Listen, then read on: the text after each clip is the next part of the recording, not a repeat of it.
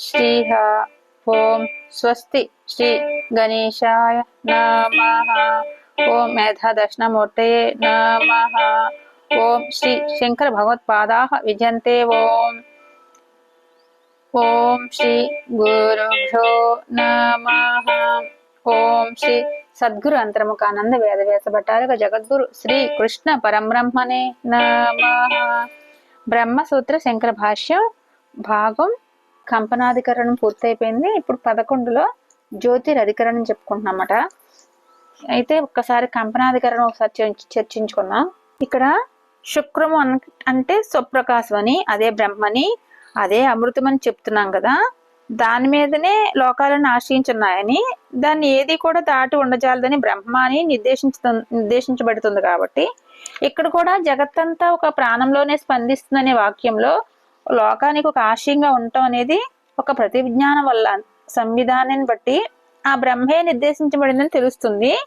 ఇక్కడ ప్రాణస్య ప్రాణమని అంటే ప్రాణానికే ప్రాణమని ఒక శృత్యంత్రంలో కనబడటం వల్ల ఒక ప్రాణ శబ్దం అనేది కూడా ఇక్కడ పరమాత్మనే అర్థంలోనే గ్రహించబడుతుంది. అయితే కంపింప చేయడం కూడా పరమాత్మకి కుదురుతుంది, కానీ కేవలం వాయువుకి అయితే కుదరదు కదా. అందుకని ఏ మానవుడు అయినా సరే ప్రాణం చేత గాని అపానం చేత గాని జీవించట్లేదు కదా. ఆ రెండు కూడా దేన్ని ఆశ్రయించున్నాయో దాని చేత జీవిస్తున్నాడు. ఈ ప్రాణాన్ని కూడా మనం అసలు పరమాత్మ వల్లే కదులుతుందని అని చెప్పబడింది అనమాట. అతని నుండే భయం చేతనే అగ్ని కాలుస్తుందని, భయం చేతనే సూర్యుడు ప్రకాశిస్తున్నాడని, ఇంద్రుడు వాయువు కూడా భయం వల్లనే తమ పనులు చేస్తున్నారని, ఇంకా 5వదైన మృత్యుదేవత కూడా భయం వల్లే పరిగెత్తుచున్నదని, ఇలా ముందు ముందు కూడా బ్రహ్మయే చెప్పబడుతుందని, కూడా వాయువు కాదని, వాయువుతో సహా సమస్త జగత్తు కూడా ఇది భయకారణమని చెప్పబడింది కదా. ఇక్కడ మహాద్భయం అని చెప్పబడింది కూడా కదా. ఇట్లా జ్ఞానం వల్ల, ఈ సంవిధానం వల్ల ఆ బ్రహ్మయ్య అని తెలుస్తుంది మనకి అని. ఇంకా ఇక్కడ ఈ వజ్ర శబ్దం కూడా ఒక భయహేతుత్వం అనే ఒక సామ్యాన్ని బట్టి ఒక బ్రహ్మ విషయంలో అలా ప్రయోగించబడింది. ఇట్లా వీరి శాసనం ప్రకారం చెప్పకపోతే, ఇలా చేయకపోతే ఎత్తబడిన ఆ వజ్రం కూడా నా సరస్సు మీదనే పడుతుందనే భయం చేత జనుడు ఏ విధంగా రాజాదుల శాసనం ప్రకారం ప్రవర్తిస్తాడో అట్లే ఈ అగ్ని వాయువు సూర్యాధికమైన జగత్తు కూడా ఆ బ్రహ్మకే భయపడుతూ నియమం ప్రకారం తమ పనిలో ప్రవర్తిస్తుందని భయంకరమైన బ్రహ్మ వజ్రంతో పోల్చబడింది. ఇక్కడ బ్రహ్మను గురించి దీనికి భయపడి వాయువు వీచుతున్నదని, దీనికి భయపడి సూర్యుడు ఉదయిస్తున్నాడని, అగ్ని ఇంద్రుడు 5వదైన మృత్యువు కూడా దీనికి భయపడే తమ పనులు మీద పరిగెత్తుచున్నారని మరొక శృతిలో కూడా ఈ అర్థమే చెప్తుంది. కాబట్టి ఈ అమృతత్వం ఫలంగా వినపడటం వల్ల బ్రహ్మని తెలుస్తుంది. అంటే ఒక అమృతత్వ ప్రాప్తి బ్రహ్మజ్ఞానం వల్లే కలుగుతుంది కదా. ఇక్కడ వాయు విజ్ఞానం వల్ల అమృతత్వం లభిస్తుందని కొన్ని చోట్ల చెప్పినది ఒక ఆపేక్షితమైన అమృతత్వమే గాని శాశ్వతమైన అమృతత్వం కాదు.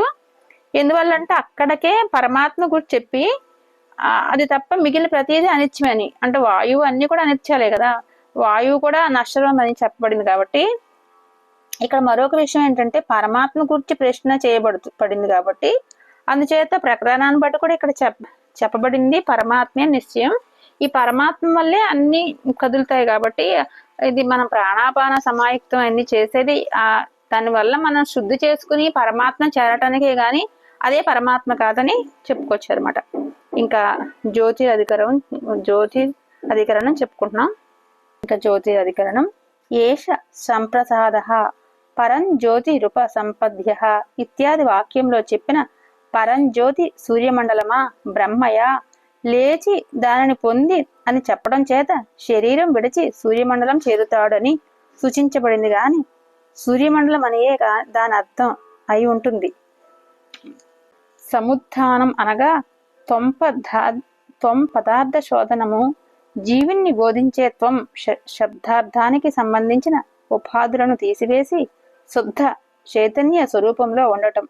వాక్యార్థ బోధనమే సంపత్తి. ఉత్తమ మహాపురుష అని చెప్పడం వల్ల నేత్రానికి దర్శన శక్తికి సాక్షి అవటం వల్ల ఆ జ్యోతి బ్రహ్మయే. జ్యోతిరితి దర్శనాత్ ఈ ప్రకరణలో కనబడటం వల్ల జ్యోతి శబ్దవాచ్యం బ్రహ్మయే అని సూత్రార్థం. ఇక్కడ ఏష ఇతి ఏష నిష్పద్యతే అని ఒక శృతివాక్యం ఉంది. ఇక్కడ జ్యోతి శబ్దం చేత చెప్పబడినది చక్షురింద్రియానికి కనపడేది చీకటిని తొలగించేదైన తేజస్సా లేక బ్రహ్మయా అని సంశయం. ఏమి ప్రాప్తించింది? ప్రసిద్ధమైన తేజస్సే జ్యోతి శబ్దవాచ్యమని. ఎందువల్ల ఆ అర్థంలో జ్యోతిహ శబ్దం రోడం కనుక. జ్యోతి చరణాభిధానాత్ అనే చోట ప్రకరణాన్ని బట్టి జ్యోతిహ శబ్దం స్వార్థాన్ని విడిచిపెట్టి బ్రహ్మ అనే అర్థాన్ని బోధిస్తుంది. అయితే ఇక్కడ ఆ విధంగా స్వార్థాన్ని విడిచి పెట్టవలసిన కారణం ఏదీ కనబడటం లేదు. ఇట్లే నాడీఖండంలో అథ ఆక్రామతే అంటే సంధ్య తప్పిన తర్వాత ఎప్పుడైతే మరణం కలిగే విధంగా ఈ శరీరం నుండి పైకి లేచిపోతాడో అప్పుడు ఈ సూర్యరశ్ముల సహాయంతో ఊర్ధ్వలోకాన్ని ఆక్రమిస్తాడు అని ముముక్షువు ఆదిత్యుని పొందుతాడని చెప్పబడింది. అందువల్ల ప్రసిద్ధమైన తేజస్సే జ్యోతిహ శబ్దవాచ్యం. ఇక్కడ వివరణ. సర్వ జగత్తు యొక్క చేష్టకు హేతువని చెప్పడం చేత ప్రకరణాన్ని సమర్థించే దానిని బట్టి ప్రాణశబ్దానికి అర్థం బ్రహ్మ అని వెనుకటి అధికరణంలో చెప్పబడింది. అలాంటి ప్రకరణానుగ్రాహకం ఏదీ లేదు గాన ఇక్కడ జ్యోతి శబ్దానికి జ్యోతిస్సు అనే అర్థం, బ్రహ్మని కాదు అని ప్రత్యుదాహరణ సంగతి.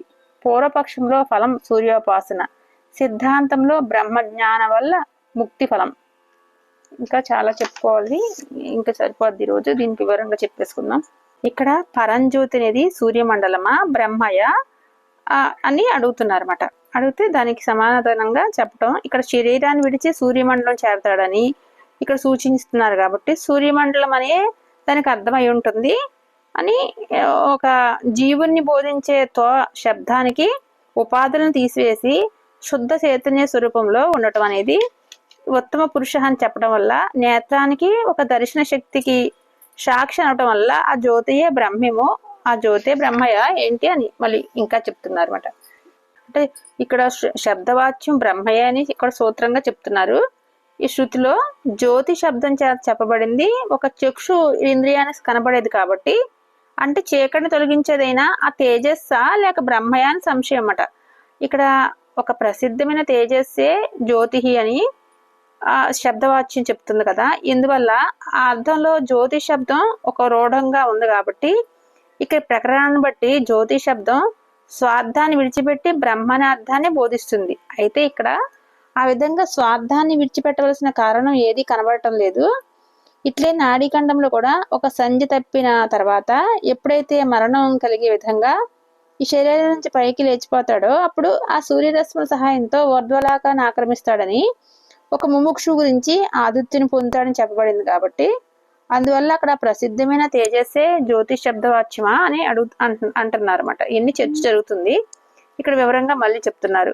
ఇక్కడ సర్వ జగత్తు యొక్క చేష్టకు ఒక హేతువుగా చెప్పటం చేత ఈ ప్రకరణాన్ని సమర్థించే దాన్ని బట్టి కూడా ఒక ప్రాణ శబ్దానికి అర్థం బ్రహ్మని వెనుకటి అధికారంలో చెప్పబడింది కాబట్టి అలాంటి ప్రకరణగానే ఇక్కడ కూడా జ్యోతి శబ్దానికి జ్యోతిష్ అని ఒక అర్థం ఉంది, బ్రహ్మని కాదు అని ఒక ప్రత్యుదాహరణగా సంగతిగా చెప్తున్నారు. పూర్వపక్షంలో ఫలం ఏంటి? సూర్యోపాసన. సిద్ధాంతంలో ఏంటి? బ్రహ్మజ్ఞానం వల్ల ఒక ముక్తి అనేది ఫలం అన్నమాట అని చెప్తున్నారు. ఇంకా దీని గురించి చర్చ జరుగుతుంది. ఓం శ్రీ గురుభ్యో నమః. సర్వం శ్రీకృష్ణ అర్పణమస్తు. ఇక్కడ జ్యోతిషాధికారంలో ఫస్ట్ మొదటి భాగం ఇది కూడా చాలా చిన్నగా ఉంది, ఇంకో పేజీ ఉంది అంతే, జ్యోతిరాధికారం అయిపోతుంది. ఓం శ్రీ గురుభ్యో నమః. సర్వం శ్రీకృష్ణ అర్పణమస్తు.